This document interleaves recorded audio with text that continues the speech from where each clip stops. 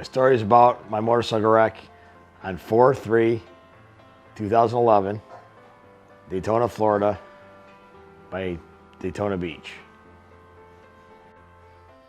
I was drinking with some friends of mine, got on a motorcycle in Daytona, Florida, and got at a high rate of speed and flipped the motorcycle around a telephone pole and landed on my head.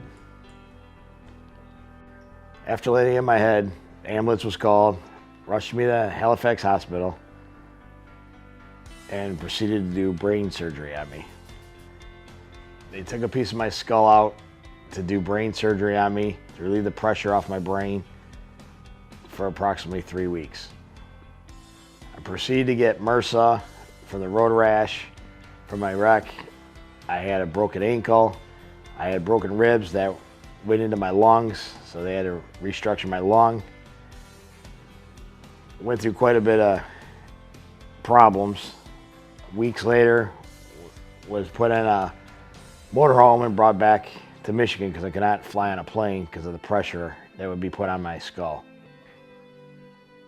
After therapy, a lot of physical therapy, and support from my family, I've recovered. It took me a little while, but I came back, took care of the 10 kids, took care of my business. I still have my business. I still got great 10 kids, and learned a valuable lesson.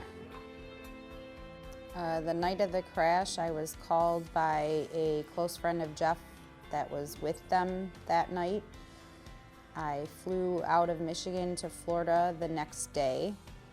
Jeff was in a coma for approximately 3 weeks and underwent a lot of surgeries. I spent about a week to 10 days there and had to come back home to be with the rest of the kids and our daughter's first birthday. Jeff was brought back here about 2 weeks, maybe 3 weeks after I got back home. Required 24/7 care. The doctors and neurologists originally told us that he would need inpatient rehab for years, learn how to walk, talk, eat, all those things all over again. And fortunately, he didn't require any of that aside from some physical therapy for his ankle and walking. He did have a lot of confusion. He did seem to think that we were in a time that was about 16 years prior to his accident for a while. So it was a lot of correcting him on things, but he got better. I would say 2 months in, we started seeing signs of the old Jeff coming back again. And it was shortly after that that he started working again, mostly part-time.